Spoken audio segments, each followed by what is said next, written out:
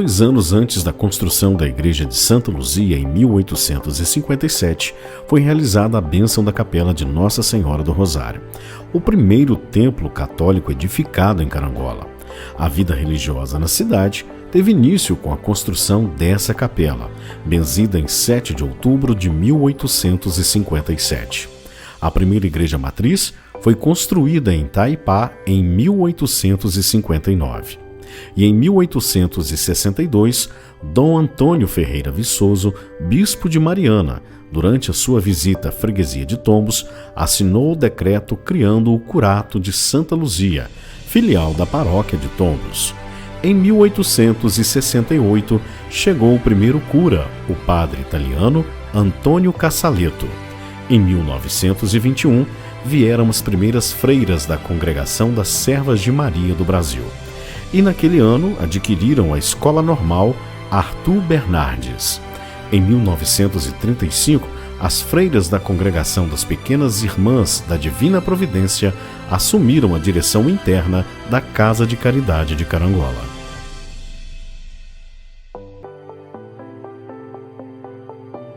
A primeira confissão evangélica a se estabelecer em Carangola foi a Igreja Metodista em novembro de 1921. Em seguida, formou-se uma congregação da Igreja Batista e, em 1949, a Igreja Presbiteriana do Brasil estabeleceu sua casa de oração na Rua Barão de São Francisco.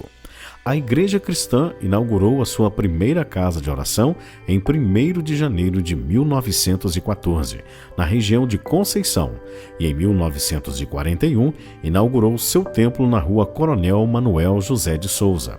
Em 1954, a Igreja Evangélica Assembleia de Deus iniciou suas atividades em um salão situado à Rua 12 de Outubro.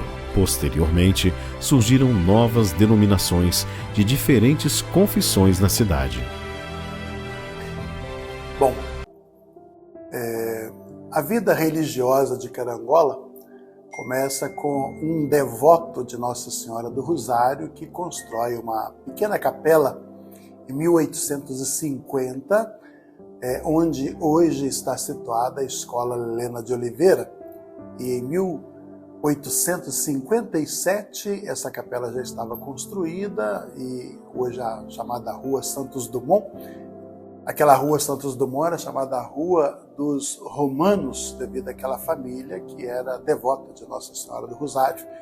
E depois, então, ao passar do tempo, há 60 anos atrás, foi construída a atual Capela de Nossa Senhora do Rosário, no local onde até existe do ponto de vista de registro civil aquilo que se construiu hoje, cedendo lugar então ali ao espaço da antiga capela, que tinha um coreto muito bonito. Hoje ele se encontra na porta da igreja de São Sebastião de Alvorada. Aquele coreto que está na Alvorada, ele faz parte da arquitetura da primeira capela construída em Carangola em 1857.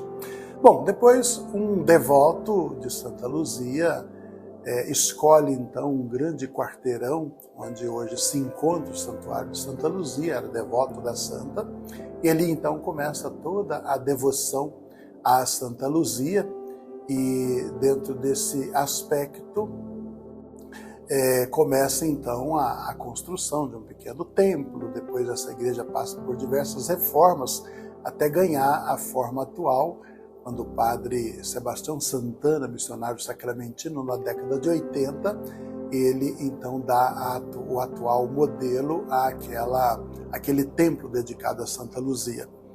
Eu cheguei no Santuário de Santa Luzia no ano de 2012 e encontrei uma estrutura de missas celebradas durante a semana. Fui procurar a razão pela qual se celebrava durante a semana nas capelas urbanas. É que no período da reforma, na década de 80, para que o povo não ficasse sem missa, o padre Sebastião Santana criou a ideia de celebrar cada dia da semana num bairro.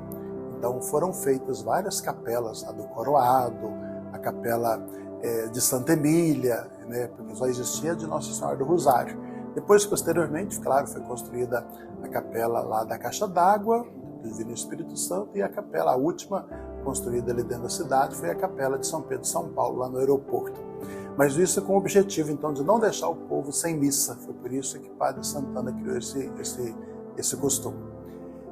Começou-se também, nesse período, o chamado Jubileu de Santa Luzia. O que é o jubileu? É uma concessão que o Santo Padre dá para todos os fiéis, que no período de 16 de novembro até o dia 13 de dezembro, os fiéis que visitarem o santuário, fizerem a sua confissão, a sua comunhão, a sua oração pelo Papa, lucram indulgências plenárias. E este chamado privilégio que a Santa Sé dá para os santuários, ele é renovável a cada 7 anos. E assim se faz no santuário de Santa Luzia, em Carangola.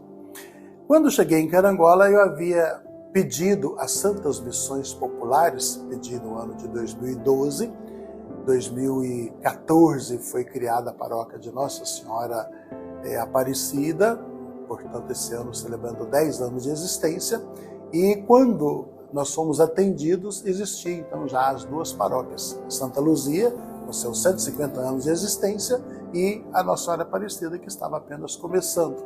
E aí nós celebramos então as Santas Missões Populares durante 3 meses, dentro da cidade, nas capelas rurais, Faria Lemos também, e depois, para o encerramento das Santas Missões, em 2014, foi construído então um cruzeiro de madeira, lá na Serralheria do Guilherme, e depois este cruzeiro foi levado para a porta do santuário, e na missa de encerramento de todas as missões populares, este cruzeiro foi então levado lá para o pátio da Escola Regina Passas, onde ele se encontra atrás daquela imagem da Pietà como marco das Santas Missões Populares que aconteceram em Carangola depois de muitos anos, de quase 100 anos que existiu a primeira, então veio a segunda missão. Também no ano de 2015, o Santuário de Santa Luzia, ao celebrar o seu jubileu no dia 13 de dezembro, nós contávamos na época com a presença do bispo de então, Dom Emanuel Messias de Oliveira, que solenemente no final da celebração ele acendeu uma vela que tinha 1,20 m de altura e 30 centímetros de diâmetro, uma vela muito gigante, que ficou acesa durante todo o ano de 2015 a 2016, quando a paróquia celebrou seus 150 anos de existência. E essa vela foi um marco, então, para lembrar a chama da fé do povo carangolense, que a gente pôde participar, então, deste evento. Voltando ao período das missões, no período das missões foram criadas algumas comunidades novas, 4 comunidades, dentro da cidade de Carangola, que até então não existia. Então foi criada a comunidade de São José, lá da Amendoeira, foi criada a capela de São Cosme e São Damião, a comunidade de São Cosme e São Damião, que funciona na garagem do Paulo Tour. Foi criada a comunidade do Nossa Senhora do Perpétuo Socorro, do Chevran, e a capela de Nossa Senhora de Fátima, lá no alto do Panorama. Foram 4 novas comunidades que nasceram dentro do período missionário, que a gente não pode deixar de colocar tudo isso. Bom, a gente tem nos anais da história a presença então dos sacramentinos de Nossa Senhora, que atenderam a paróquia até na década de 80, e em 1981 a Diocese de Caratinga retoma então a paróquia, e aí o Monsenhor Levi de Paula Figueira se torna o primeiro pároco, e depois do Monsenhor Levi, vários outros padres passaram por Carangola, assumindo o pastoreio da paróquia de Santa Luzia. Até 2013 era uma única paróquia. 2014, então, abril, foi criada a paróquia de Nossa Senhora Aparecida. Hoje, portanto, Carangola conta com 2 paróquias, que abrangem comunidades rurais e urbanas. Normalmente Santa Luzia ficou com a parte direita das comunidades, região de Lacerdina, Conceição, e a Nossa Senhora Aparecida ficou com a parte esquerda, Alvorada, Borboleta, a parte esquerda do asfalto para quem vem de Carangola. Assim, nós temos o rio Carangola como divisor geográfico das 2 paróquias, mas que essas paróquias caminham de maneira muito sintonizada, muito juntas, sobretudo para as grandes celebrações que acontecem dentro do ano litúrgico. Uma das, digamos assim, dos acordos pastorais que se foi feito é que, pelo fato de termos uma igreja dedicada a Nossa Senhora Aparecida dentro de Carangola, então Santa Luzia não faria a novena em honra de Nossa Senhora Aparecida, mas todos participariam lá. Então hoje há um certo costume, desde 2014, que faz-se a novena de Nossa Senhora do Rosário, para lembrar então a capela do Largo do Rosário, até o dia 7 de outubro, e depois, a partir do dia 7 até o dia 12, os fiéis que fizeram a novena do Rosário vão para a paróquia de Nossa Senhora Aparecida participarem lá. E dentro desse mesmo acordo, o dia 13 de dezembro, mesmo que ele caia num domingo, foi feito um acordo entre as duas paróquias que a paróquia de Nossa Senhora Aparecida não teria atividade lá, uma vez que ela está em comunhão com a paróquia de Santa Luzia para celebrar o grande jubileu da padroeira, que não é só padroeira da paróquia, mas é padroeira da cidade e do município de Carangola. Só lembrar que há 150 anos atrás, Carangola, enquanto paróquia, pertencia a Tombos. Nós temos 5 paróquias na nossa diocese, que elas são mais antigas do que a diocese, pertenciam à Arquidiocese de Mariana.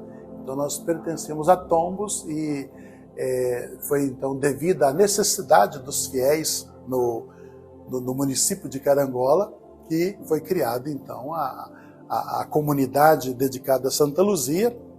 Para isso então a capela que existia no Largo do Rosário era uma capela de um porte muito pequeno. Foi então que, para as exigências da época, tinha que ter um espaço maior para construir a matriz e toda aquela infraestrutura que gira em torno da matriz, como casa paroquial, escritório paroquial. Foi quando então encontraram aquele pedaço de terra onde se encontra o santuário hoje, e possivelmente esse santuário seria construído onde é o Hospital Casa de Caridade, mas ali funcionava um cemitério. E aí então foi construído ali no centro, onde hoje se tornou o centro, e que é pouco comum nas cidades mais antigas se construir uma igreja matriz numa parte plana. A igreja matriz sempre era construída num planalto, no local mais alto, para que a igreja fosse vista de todos os lugares. Se você for olhar em várias cidades onde você passa em Minas Gerais, as igrejas são sempre construídas num plano mais alto. Então, o local mesmo da matriz de Santa Luzia seria onde é o Hospital Casa de Caridade hoje. Mas, devido às circunstâncias da época, tudo mudou.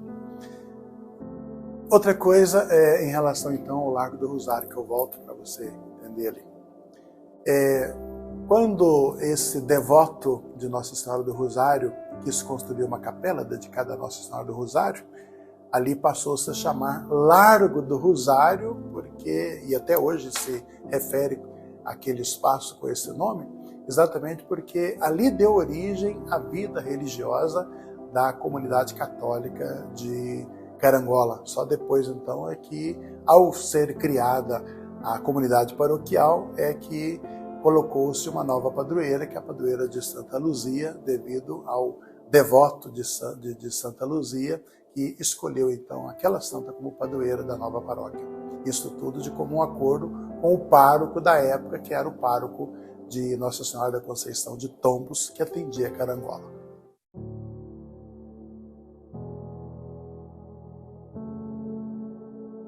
Olá, tudo bem? A Igreja Metodista é um ramo da Igreja Cristã. Teve sua origem na Inglaterra, no século XVIII, como um movimento de renovação e reforma espiritual, liderado pelo sacerdote anglicano John Wesley. Esse movimento, que originou-se no século XVIII na Inglaterra, expandiu-se por vários países do mundo, chegando até o Brasil através da Igreja Metodista dos Estados Unidos.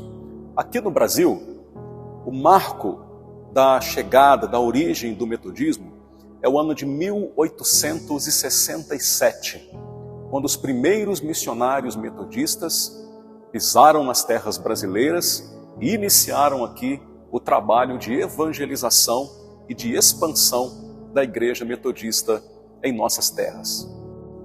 Bom, em Carangola, o metodismo teve início lá para início de 1919, 1920.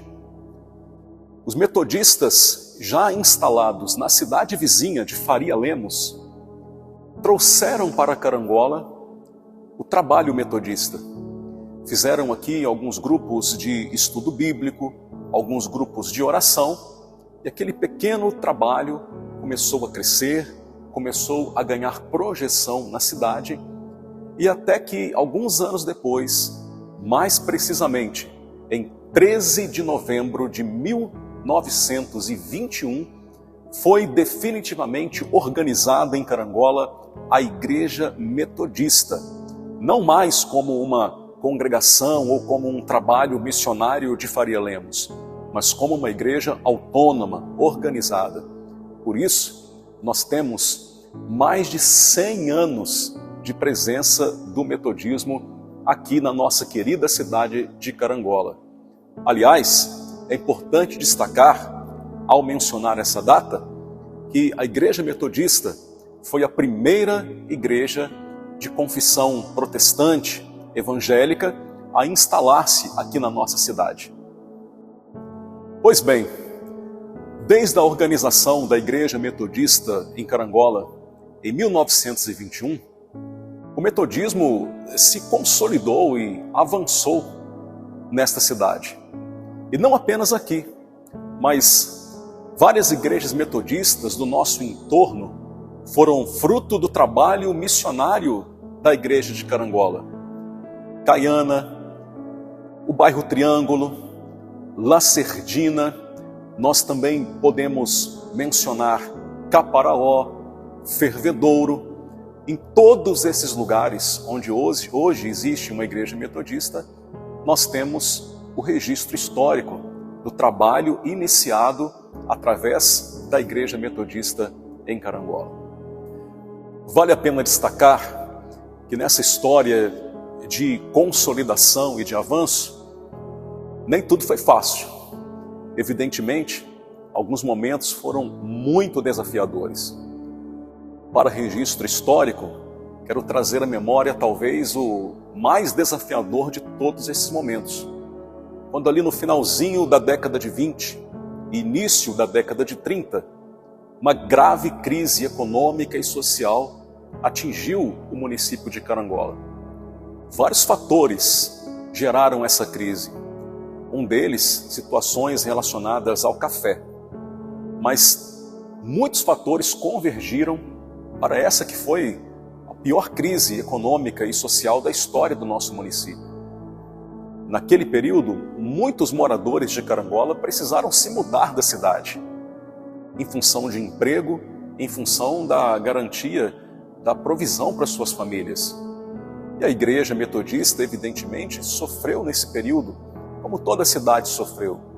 Nós temos registros históricos que apontam que mais da metade da membresia da igreja mudou-se da cidade naquela época.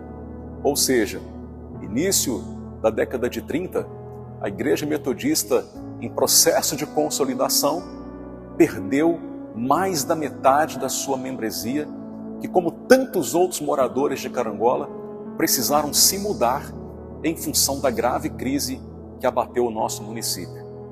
Mas esse momento difícil foi superado, com esforço, com perseverança.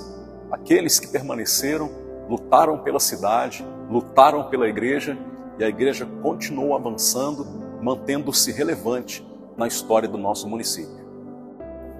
Outro fato relevante que vale a pena registrar aqui é que a Igreja Metodista, aqui em Carangola, ela tem um papel muito importante na história do metodismo brasileiro. Por quê? Porque em 1934 foi eleito o primeiro bispo brasileiro da Igreja Metodista. Como a Igreja Metodista no Brasil era missão da Igreja Metodista Americana, até 1930, os bispos da Igreja Metodista eram americanos. Com a autonomia da Igreja Metodista no Brasil em 1930, em 1934, elegeu-se, portanto, o primeiro bispo metodista brasileiro. E quem foi ele? O reverendo César Darcoso Filho, então pastor da Igreja Metodista em Carangola. Esse é um fato importante na história do metodismo brasileiro. O primeiro bispo brasileiro foi o pastor da Igreja Metodista em Carangola.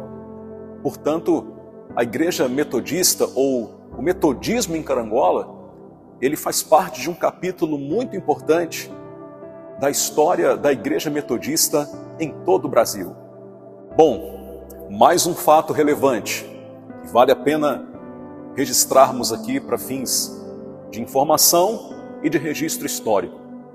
Em 1987 e 1988, foi a Igreja Metodista, junto com outros setores da sociedade carangolense, que capitaneou a construção de casas populares no bairro Coroado. Muitas famílias perderam suas casas em função da enchente que aconteceu naqueles anos.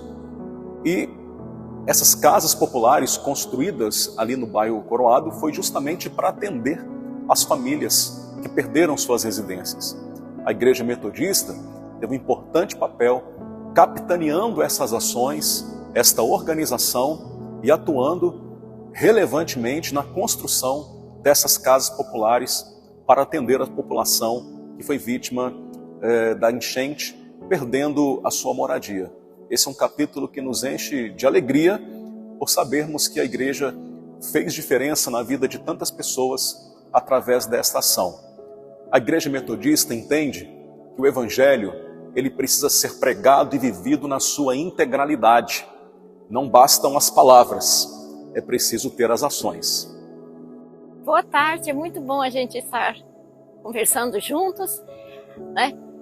E os planos e os propósitos do Senhor Deus são maravilhosos, né? A palavra do Senhor, o Evangelho de nosso Senhor Jesus Cristo, chegou aqui no final do século XVIII e se reunia de casa em casa e em maio de 1914 foi inaugurado o Salão da Casa de Oração aqui em Conceição. Se diz que é a primeira, mas conferindo a história, foram várias casas de orações no interior do Brasil, inauguradas em maio de 1914. A primeira foi inaugurada no Rio em 1878. E o que se baseia, a nossa base é a palavra de Deus e o ensino do Evangelho de nosso Senhor Jesus Cristo, que veio a esse mundo para salvar os pecadores, e como diz Paulo, dos quais eu sou o principal. 1 Timóteo 1 e 15. Quem trouxe o Evangelho aqui foi a família Belo. E depois chegaram os ingleses e foram ajudando no trabalho já existente aqui nessa localidade. Para se espalhar a palavra do Senhor não é fácil. Hoje tem tantas facilidades aqui nessa região, mas naquele tempo era tudo mata, sem estradas, era tudo no lombo do burro ou a pé. E tinha as pessoas que questionavam também que nova religião era essa, mas isso não é uma nova religião, é o que a Bíblia nos traz, e o Senhor Jesus Cristo, aquele que veio a esse mundo, o único que pode nos salvar, como Atos 4 e 12, que não há salvação em nenhuma outra pessoa. E naquele tempo se andava viagens longas a pé, aqui nos morros, né? Chegando às fazendas, aos meieiros, com a palavra do Senhor mostrando o caminho do céu. E também tinha pessoas contrárias, né? Em certas regiões receberam ovos podres, receberam tomates estragados também. Também, sim, no começo do Evangelho aqui tinha muita possessão demoníaca e muitos irmãos foram chamados, às vezes, aí até longe, muitos quilômetros lá nos altos, para socorrer essas pessoas, porque não é brincadeira, brincar com o inimigo é uma força tremenda. E só uma pessoa em comunhão com o Senhor pode dar uma ajuda nessa situação. Assim, o os cristãos, né, que nos tempos idos e atualmente, é uma das maneiras mais que o Senhor disse aí de por todo o mundo e pregar o Evangelho. Então é aproximando as pessoas, aproximando as famílias, e fosse assim, às vezes com algo social, ou levando uma doação de alimentos, uma doação de roupas, uma doação de remédios, que isso foi muito... Era uma época muito carente aqui, uns anos atrás, não tinha posto de saúde, então foi através dos cristãos, dos irmãos aqui, que se alcançava as famílias através de muitas maneiras, né? Inclusive, assim, acerca de doações, de ajuda, né? Física, emocional, muito necessária hoje em dia e antigamente também. E também foi começado assim a alfabetizar nessa região, que era uma região muito, assim, naquele tempo, sem cultura, sem civilização. Então começou a evangelizar através de alfabetizando. Inclusive os ingleses traduziram uma cartilha do inglês para o português, a Dona Doris Story, e para começar a alfabetizar aqui, onde está instalado o acampamento hoje. E depois foram passando várias professoras até chegar ao estado. Teve aulas aqui, muitos e muitos anos de alfabetização, e muitas pessoas aprenderam a ler através dos ingleses e através da ação dos cristãos aqui nessa região. Uma curiosidade, aqui estavam questionando o porquê dessa casinha. O meu avô paterno, em 1920, ele veio a 400 quilômetros daqui, da região de Lafayette, o Córrego Fundo, para se estudar a Bíblia aqui, fazer um curso teológico aqui, junto com vários outros alunos. Então, se trabalhava meio-dia na lavoura, para não perder o costume de trabalho braçal, e se estudava metade do dia a Bíblia. Estudava também gramática, vamos dizer, naquele tempo não tinha muitas escolas, então isso foi lá nos 1920, o meu avô paterno, já faz uns dias. Depois isso aqui foi usado como consultório da Dona Dorothy Jones, né? Ela fazia pré-natal, ela fazia consultas, muitos atendimentos, e ela salvou a vida de muitas mães e muitas crianças aqui no parto, na roça. Naquele tempo não tinha facilidades como hoje se tem para chegar até a cidade, chegar até o hospital, né? E tem muitas histórias. Esse lugar aqui é cheio de histórias, cheio de curiosidades, e às vezes vai passando por cima, né? Aí se pergunta, e o acampamento? De onde surgiu? O acampamento foi o desejo ou o sonho de alguns ingleses, de ter um lugar de um lazer e umas férias diferentes. E o que se acontece ali? Estuda-se a Bíblia, não se levanta uma bandeira religiosa, é para se estudar a Bíblia, fazer novas amizades. E foi o sonho desses irmãos, e o sonho foi realizado e inaugurado em 1970. Então, esses 54 anos do acampamento, né? Quem sonhou e viu sendo realizado o primeiro acampamento foi Sr. Kent Jones, Dona Dorothy, a sua esposa, a tia Phyllis. O Sr. Anglin sonhou em ter o acampamento e orou muitos anos, mas não chegou a ver concretizado. O Sr. Arthur Wood também, a Dona Margarida também, tinham muito desejo que acontecesse um acampamento bíblico aqui. Eles estavam acostumados a ter isso na Inglaterra, anos antes. Eles tinham experiência nesse campo. Então, em 1970, se iniciou. E até hoje, pela graça do Senhor, se continua. Então, o que acontece aqui? As pessoas, qualquer pessoa pode vir participar, né, se desejar, pessoas novas, pessoas mais vividas, famílias, crianças, jovens. E tem tido uma participação de muitas localidades. Brasília, Belo Horizonte, Congonhas, Lafayette, Rio, Vitória, São Paulo, Curitiba, região do interior também. Tem muitas pessoas por aqui que têm passado. E o que se estuda é a Bíblia, faz novas amizades, tem as refeições aqui, tem os alojamentos masculinos, os alojamentos femininos, sempre com um responsável em cada alojamento. E tem as refeições, fazem boas amizades e até tem nascido muitos romances aqui nesse acampamento, né, duradouros.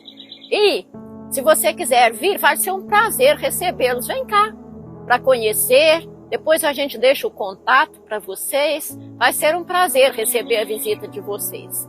Nós temos temporadas nos feriados, nas férias, em janeiro, julho, Páscoa, outubro, na Semana da Criança, Carnaval. Então, nesses feriados, a gente tem eventos ali.